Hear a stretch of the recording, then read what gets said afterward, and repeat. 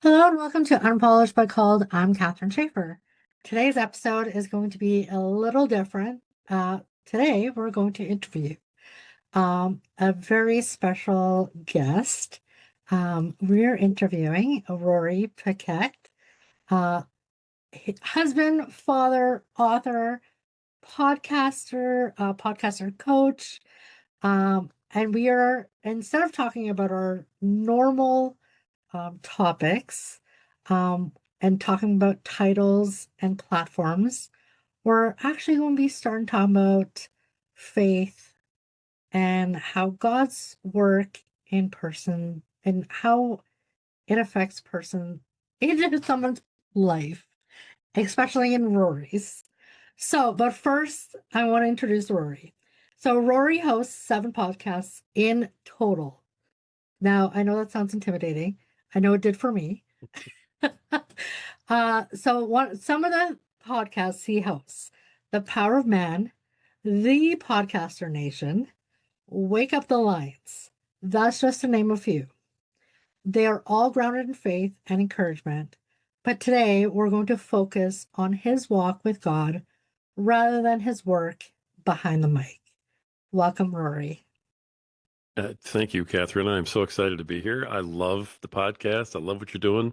And when I hear Unpolished but Called, I think of you and I think of me because my goodness, I am absolutely unpolished, especially today. I even have this huge beard just for you. You know, I look like Scruffy, but I'm definitely unpolished today. So I am unpolished every day.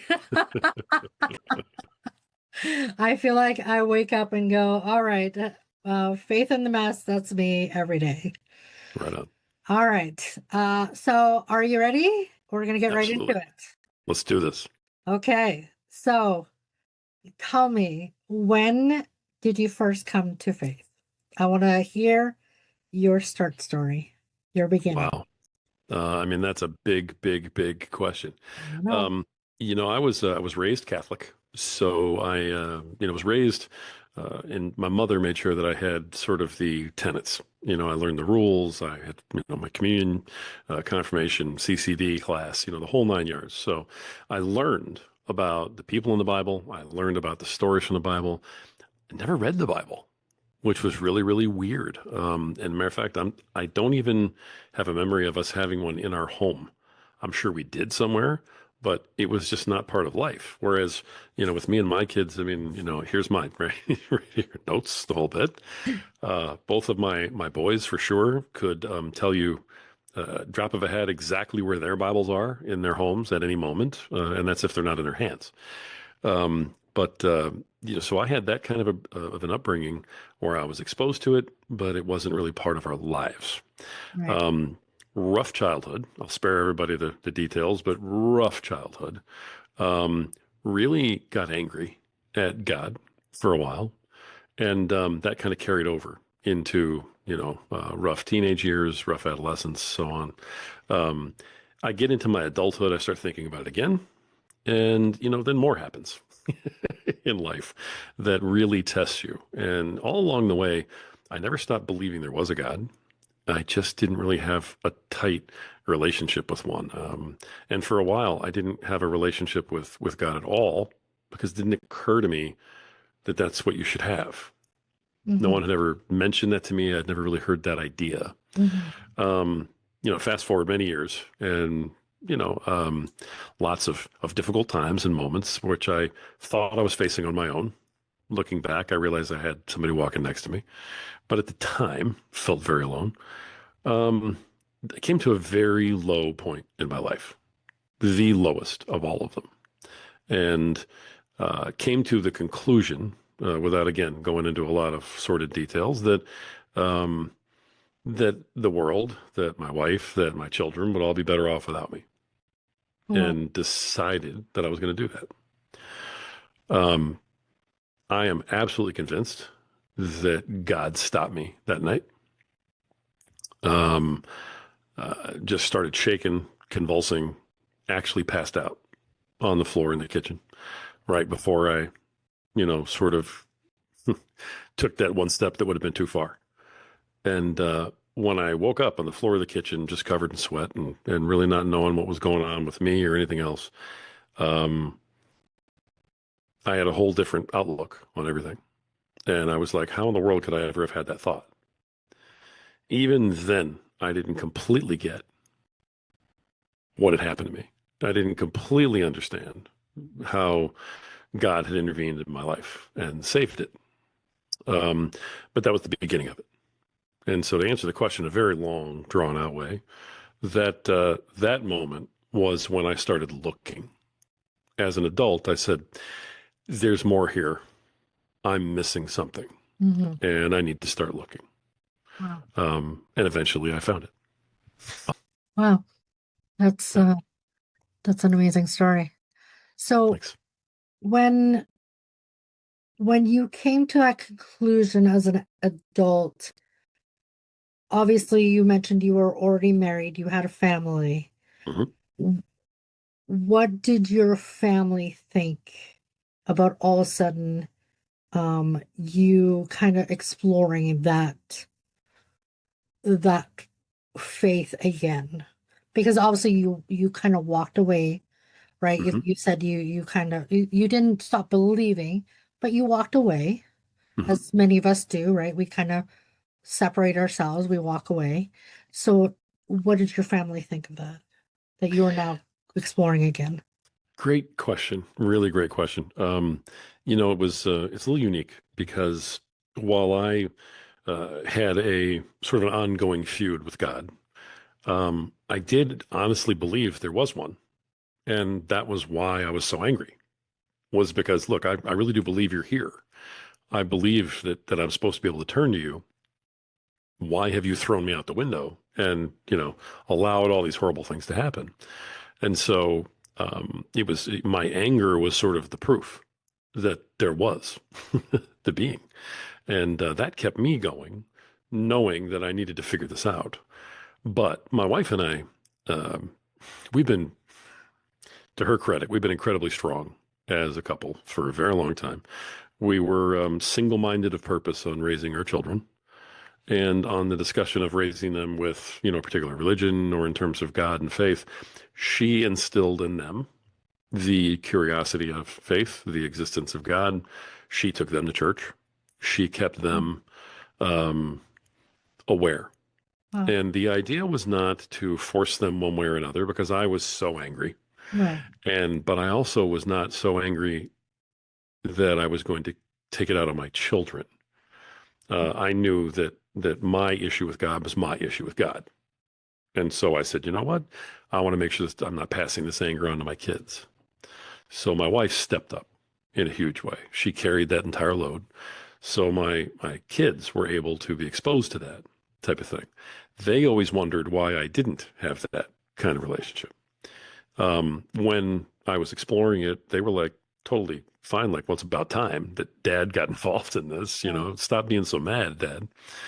And even the last couple of years, when things have really turned for me in this particular area, my boys have helped me to make those changes. My youngest son is very active in his church, volunteers all the time, is considering becoming, an associate pastor with the church. My Wow. oldest son is very heavy in his faith. He leads Bible study. His wife does too. Um, all my children are married. It's at their young ages. So I mean, there's a lot of faith in my family. They were not only supportive of it, um, but in the last couple of years, they have helped lead me in that. And that's been fun because I led them, to adulthood. And Right. then they said, hey, let us lead you to this with faith, with a relationship. And it was my youngest son that opened my eyes to the idea that it isn't just about believing. And it isn't just about saying a prayer or checking a box or going to church and checking that box. It's about your personal relationship with God. Right. And that's where I am today. So I hope that answers the question. But they've been amazing and they've allowed me grace to get out of my own way, kind of like God did. And that's beautiful. I love that. That's Thanks. that's amazing. Thank you. Thank you for sharing that. Sure.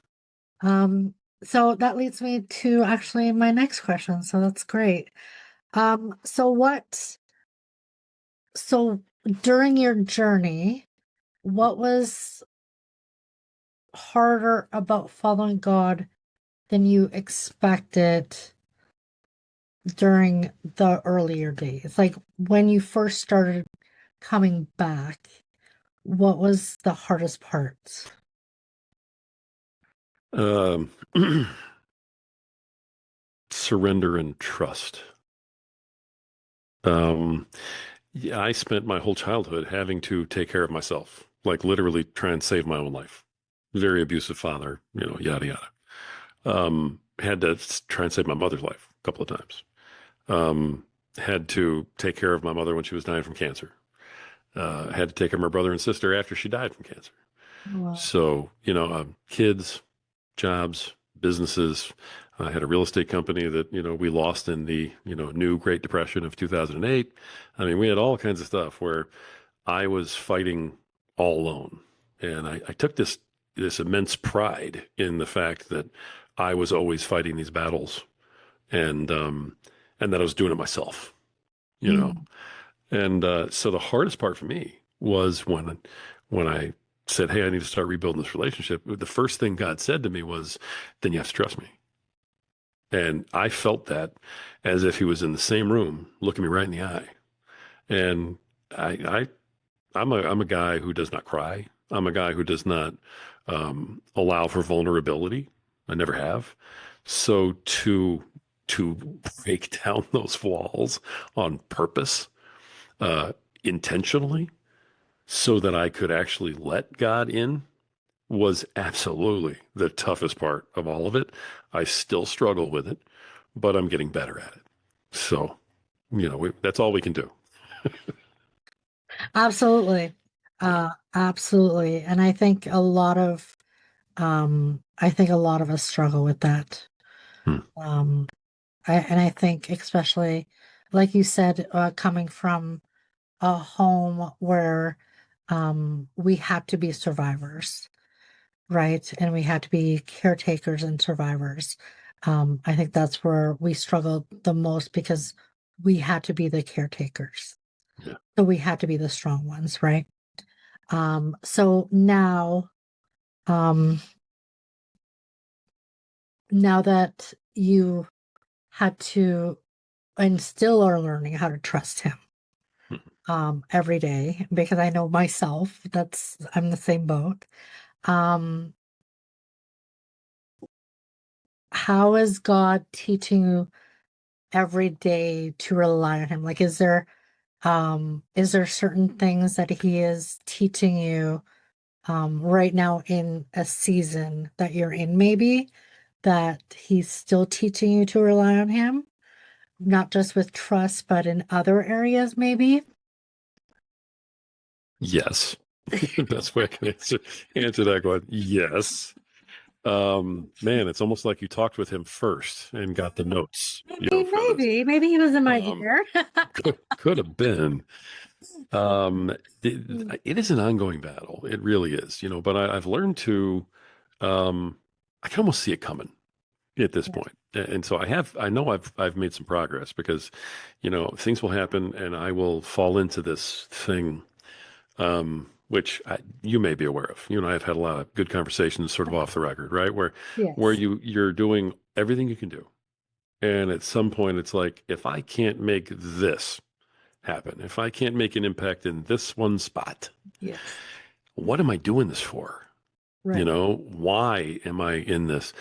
Wouldn't it just be easier if I just threw all this away and just when, I mean, even on my daily, in my career now, I'm a full-time podcast coach, speaker coach, life coach, work right, with veterans. I mean, the whole bit. This is what I do.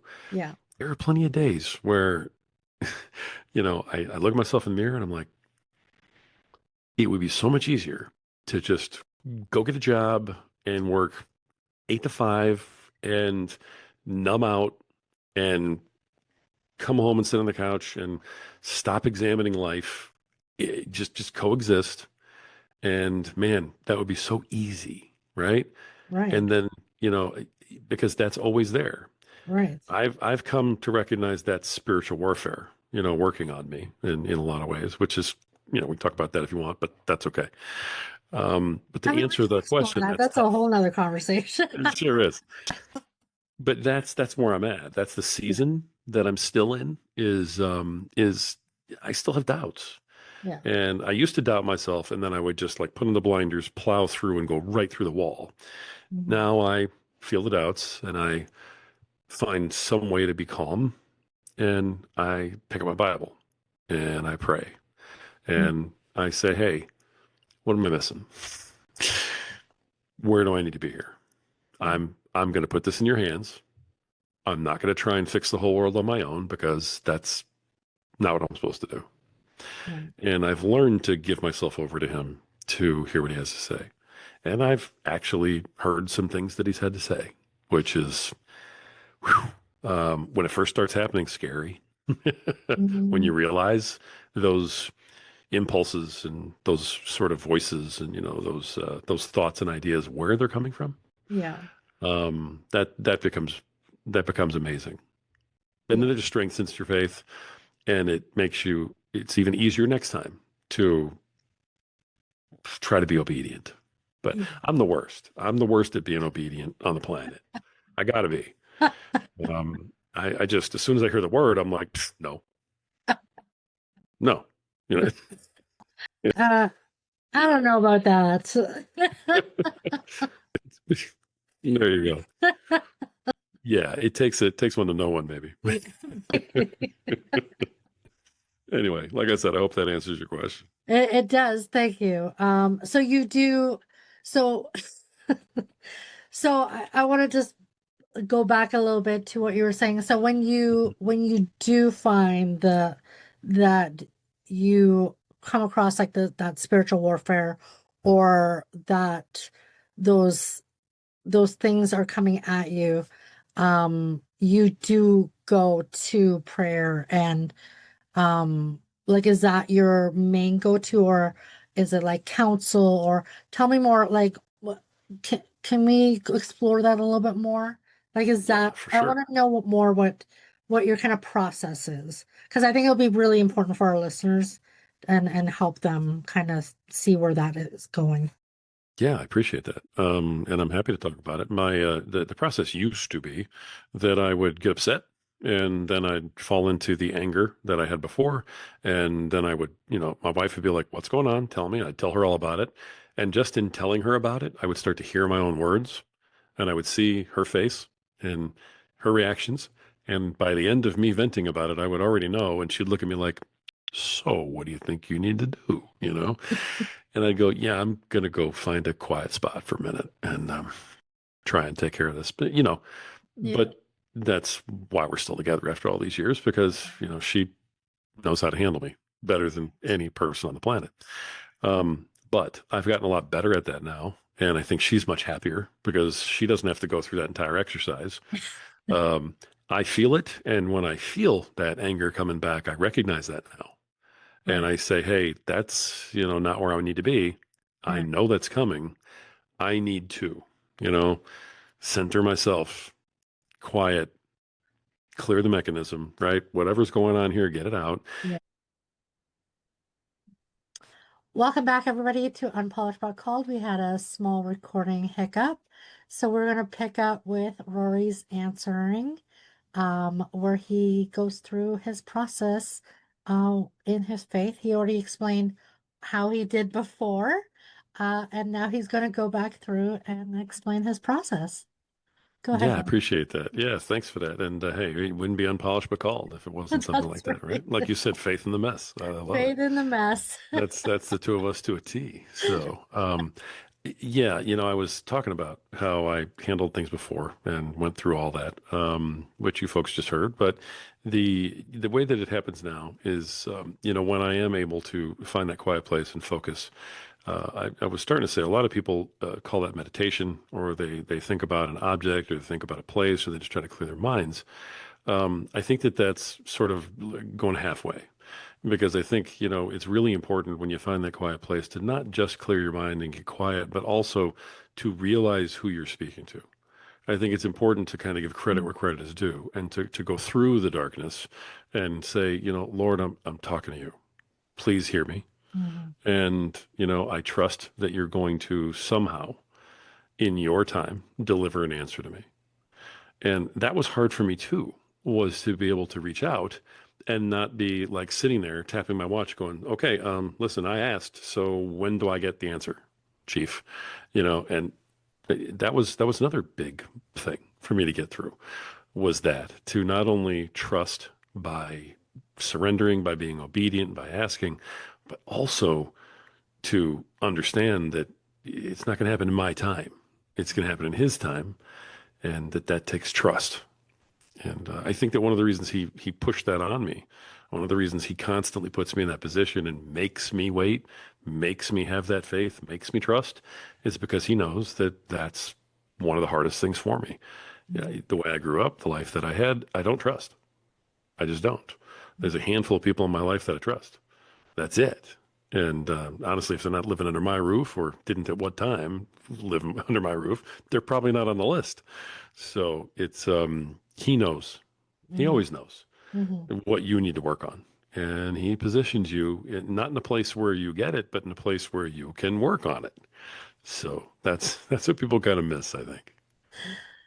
So with that being said, do you find that the more that you get closer and your relationship builds with God, that you're finding it easier to trust and open those doors, and your patience, your trust, uh, is widening, obviously with God, but with other people? Do you find you're able to trust people more?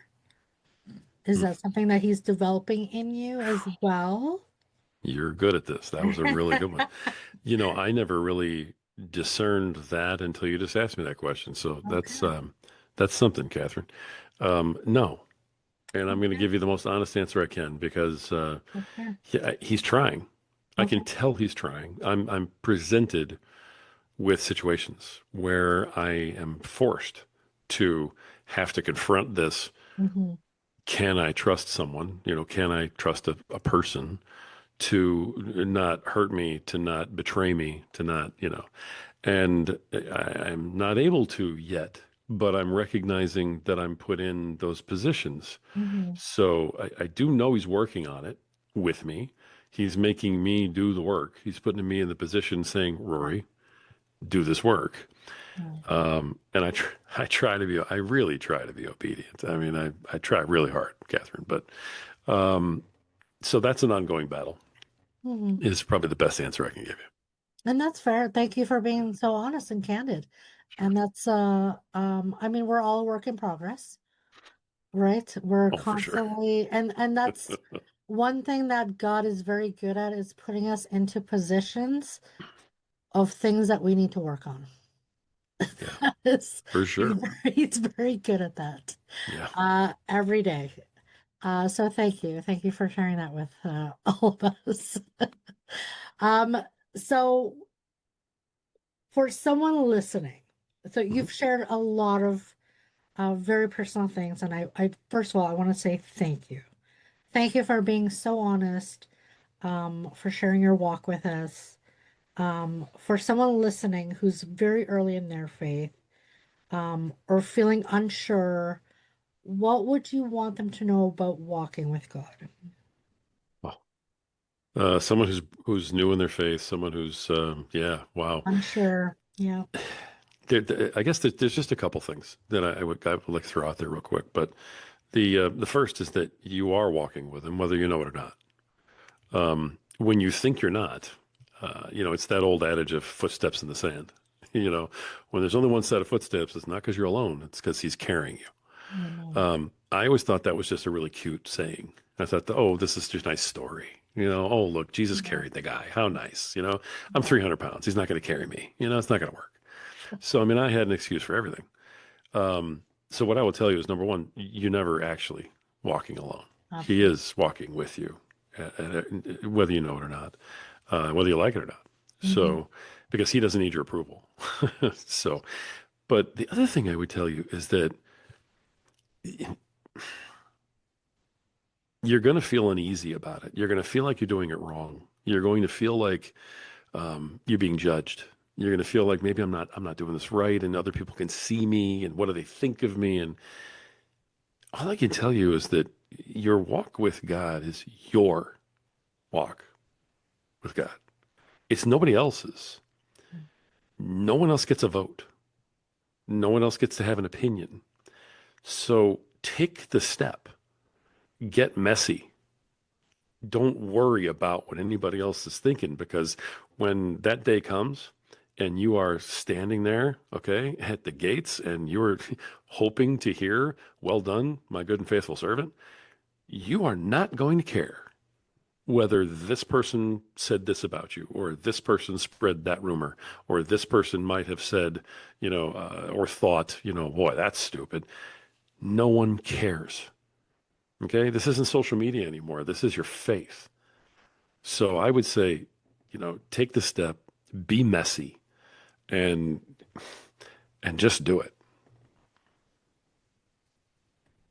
That's beautiful. I love that. Thank you. I couldn't have said it any better. Thank you so much. Okay, so are you ready for the big one? I know it Oh sounds like goodness. all of them have been good, big ones, but this one is a really big one. Okay. All right. All right. Is there a scripture, truth, or reminder you've been holding on to lately that you'd like to leave our listeners with? Yes, for sure. Okay. There's a story in the Bible that everybody's heard, and I've talked about it in my podcasts, and I've actually held on to it my entire life, and that's the David and Goliath story. And that may sound trite, like, oh, sure, everybody knows that, so of course that's the one he picks. There's so much to that story that people do not know. Um, I've always felt like the underdog. I've always been fighting against odds that were, just appeared insurmountable in my life. And I've always felt like the cards were completely stacked against me. And I had to, battle this giant with a sling, you know. I just didn't have David's aim. And what I didn't realize, it wasn't about aim. What I didn't have was I didn't have David's belief.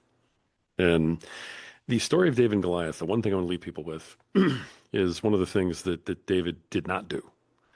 And that is he didn't listen to anyone else.